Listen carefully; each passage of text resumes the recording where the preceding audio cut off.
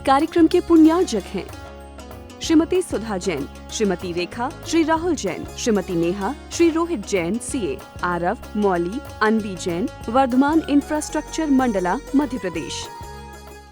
एक बार की बात है, इंदौर की बात थी, किसी ने सुनाया था बहुत पहले।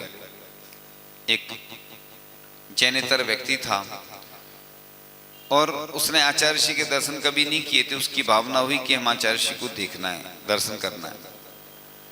इंदौर में गया, वो किसी ने बता दिया इंदौर में है, चला गया वो। अब क्या हुआ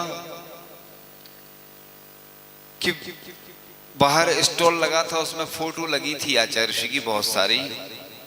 उसने जैसे ही फोटो देखी, देखता हुआ रह गया, वो खड़ा रह गया, हक्का बक्का रह गया। एकदम से लोग कह रहे हैं ये क्या कर रहा है, एकदम से देख रहा है, निहार रहा है। कहते ना अपन भजन में गाते ना, जिसकी प्रतिमा इतनी सुंदर वह कितना सुंदर होगा। उसने कहा कि जब फोटो में इतने सुंदर दिख रहे हैं वह इतने, ऐसा तो मैंने कोई व्यक्तित्व देखा ही नहीं आज तक। फिर वो आगे बढ़ता है, चढ़ता चला जाता है, बढ़ता चला जाता है और बढ़ते बढ़ते चढ़ते चढ़ते पहुंच जाता है आचार्य श्री के समक्ष। और जैसे ही आचार्य श्री को वह देखता तो आधा एक घंटे तक देखता ही रहता, बिल्कुल कितने सुंदर हैं ये तो, मैंने तो ऐसा कोई देखा ही नहीं। इतने सारे व्यक्तियों को मैं आज तक देख चुका हूं, लेकिन इतने सुंदर व्यक्तित्व के धनी, जिनका नख से लेके सिर तक शरीर बहुत सुंदर। तो ऐसे ही पार्श्वनाथ भगवान को देखकर आचार्य श्री ध्यान मग्न हो गए। शाम हो गई, रात हो गई, हम सभी आपस में चर्चा करते रह गए। आचार्य श्री जी तो संकादि के लिए गए नहीं, ना तो हिल रहे हैं, ना ही आंख खोल रहे हैं, कहीं आहार पानी में कोई गड़बड़ी तो नहीं हुई। सबके मन में यह संदेश घुस गया। दूसरे दिन सुबह 6 बजे आंख खोली और भगवान पार्श्वनाथ की भक्ति की, फिर बैठकर नमोस्तु किया, फिर कमंडलू उठाया, तो क्षुल्लक महाराजों को देख मुस्कुराए, चलने के लिए सिर हिलाया और बाहर निकल गए। तो फिर एक संस्मरण और आ गया मुझे याद कि चांदखेड़ी में जब प्रतिमा निकली थी तो एक ब्रह्मचारी जी गंदोदक लेकर गए आचार्य श्री के पास। आचार्य श्री जी ने गंदोदक ले लिया और जैसे ही ब्रह्मचारी जी जाने लगे तो आचार्य जी बोला, ए इधर आओ। फिर से बुलाया, फिर से दूसरी बार गंदोदक ले लिया। फिर जैसे ही ब्रह्मचारी फिर जाने लगे, आचार्य जी ने तीसरी बार फिर से बुलाया, इधर आओ। तीसरी बार फिर से गंदोदक ले लिया। अब ब्रह्मचारी जी सोच रहे कि आचार्य जी एक ही बार में ले रहे थे गंदोदक। तो आचार्य जी बोलते हैं कि देखो, मैं साक्षात चांदखेड़ी नहीं जा सकता, वहाँ जो प्रतिमा निकली हैं और वो फिर से मिलेंगी नहीं, विराजमान हो जाएंगी। इन प्रतिमाओं के दर्शन में इस गंदोदक में ही कर रहा हूँ। देखो कितनी गंदोदक के प्रति आस्था और श्रद्धा आचार्य श्री की, ये कहलाती है भक्ति। तो ऐसे ही पार्श्वनाथ भगवान को देखकर ऐसी उनकी भक्ति हुई। चलने के लिए सिर हिलाया और बाहर निकल गए। हम लोगों ने सोचा कि सोच क्रिया के लिए जा रहे होंगे, अतः कुछ लोगों ने आगे निकलकर सोच क्रिया हेतु स्थान के लिए मार्ग बताया तो मुस्कुरा दिए। पूछा, बड़ा गांव का रास्ता कौन सा है? तो हम लोग सुनकर हक्के बक्के रह गए। अन्य विनय की महाराज आहार करके निकल जाना, तो बोले आगे जाना है। हम लोगों ने पूछा, गुरुवर हम लोगों से कोई गलती हो गई क्या, जो आप 19 घंटों तक खड़े रहे और बिना आहार लिए ही जा रहे हैं? तो बोले गलती नहीं, चापानेरी से एक विशेष यादगार लेकर जा रहा हूं। यहाँ के पार्श्वनाथ भगवान बड़े ही आकर्षक हैं, वीतरागता को बढ़ाने वाले, उनके दर्शन से बहुत विशुद्धि बढ़ती है। आगे जाना था, सुजा रहा हूं। हम अपने साथ में प्रभु की मूर्त लिए जा रहे हैं।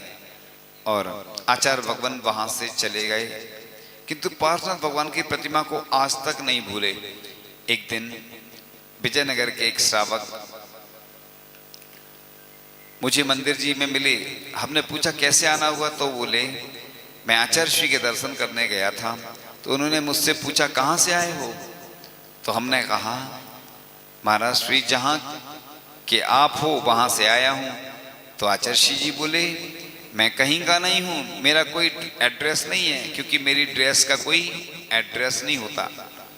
मैंने कहा आपका मुनि जन्म अजमेर में हुआ?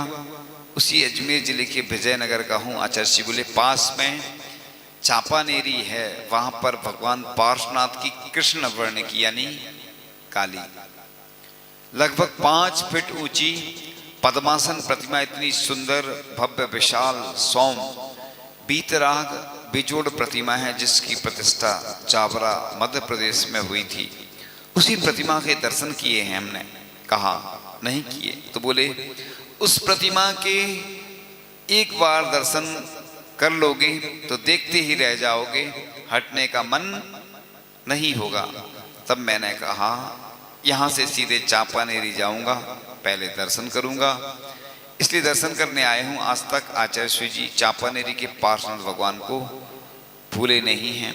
जब भी मैं जाता हूं आचार्य श्री के दर्शनार्थ, तो आचार्य श्री को चापानेरी इस स्मरण में आता है और मुस्कुराकर आशीर्वाद देते हैं। अब एक और उसी संबंधी आने वाला है। चापानेरी से जब बड़गांव पहुंचे तो वहां पर हम अपने पिताजी के साथ गए थे। वहां पर आचार्य श्री का प्रवचन सुना। उन्होंने कहा जिन्होंने भी सम्मेद शिखर जी के दर्शन नहीं किए, वे चापानेरी के श्री पार्श्वनाथ भगवान की अद्वितीय अनुपम प्रतिमा के दर्शन कर पूजा पाठ करें तो उनको वही विशुद्धि और वही पुण्य का लाभ होगा जैसा सम्मेद शिखर में होगा। शाम को आचार्य महाराज बड़गांव के शमशान घाट अकेले चले गए और वहां पर अकेले रात्रि में ध्यान किया। शमशान का नाम सुनते ही लोगों की तो रूह कांप जाती है, हृदय कांप जाता, डर जाते लोग शमशान सुनो जैसे ही। और आचार्य श्री ने कई बार ध्यान लगाया। तो आचार्य महाराज अकेले रात्रि में ध्यान किया। दोनों छुल्लक महाराज मंदिर में रहे। सुबह भी मंदिर जी आ गए और फिर वहां से सारवाड़ होते हुए खीरिया पहुंचे और आचार्य महाराज के बारे में आगे फिर एक व्यय संस्मरण के साथ आचार्य श्री जी खीरिया गांव में जून माह 1974 में थे। रात्रि में धर्मशाला की छत पर विश्राम हेतु लेट गए। पास में ही छुल्लक जी भी सो रहे थे। तो एक बार की बात है, मुझे भी याद आता जा रहा है, अपना कुंडलपुर की बात थी और आचार्य श्री खुले आंगन में विश्राम करते थे। गर्मी का समय था और हम सामयिक करने के बाद हमने सोचा थोड़ा विश्राम कर लेते हैं, बैयावृत्ति करना है आचार्य श्री की। तो आचार्य श्री की अभी सामयिक के बाद बैयावृत्ति करेंगे, लेकिन निद्रा लग गई और उस दिन बैयावृत्ति नहीं कर पाए। दूसरे दिन सोचा कि आज तो सामयिक के बाद बैठे रहेंगे, लेटना नहीं है आज।